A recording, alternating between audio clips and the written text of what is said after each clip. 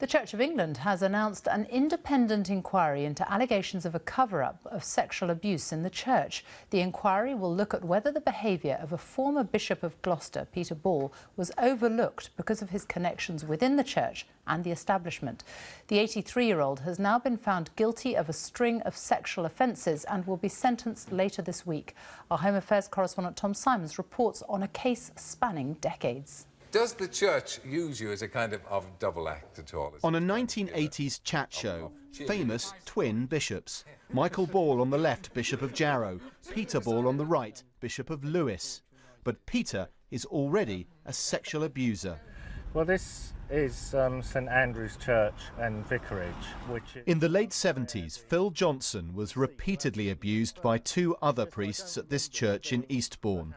He's claimed Bishop Peter Ball knew and even groped the 13-year-old himself. It took away any power I had to report up the chain. Peter Ball was their immediate superior, so there was no point in me complaining because those in authority knew about what was going on. And that led to me being in a powerless position where it meant that the abuse that I was suffering continued for another 6 or 7 years. By 1993, Ball was Bishop of Gloucester with young followers to do his bidding, including this man, Neil Todd, then 17. Michael Moss was the bishop's gardener. With his wife Christine, he lived in a flat connected to the bishop's house. They knew Neil well. He got really troubled if he broke something in the house. He'd be really worried about it because it was a sin and he'd have to be punished. And what was the punishment? He said, well, another sort of session when I have to sort of strip off and say my prayers. They reported their concerns.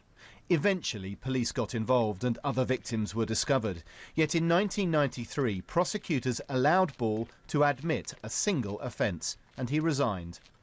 Ball was able to move to rural Somerset, where we've discovered he was allowed to officiate in the church services of 9 parishes for more than a decade. In 1997, he moved into this comfortable cottage. He no longer lives there, and we've agreed with the current owners to obscure its appearance. We've been told that Peter Ball inspected the house personally and moved in right away. So who was the purchaser? Well, these official documents show that the house was purchased by His Royal Highness Prince Charles.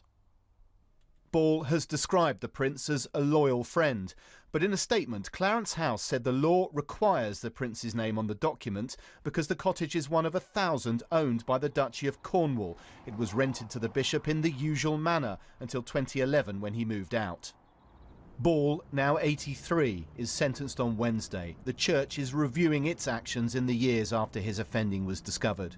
Neil Todd committed suicide in 2012. Tom Simons, BBC News, Somerset.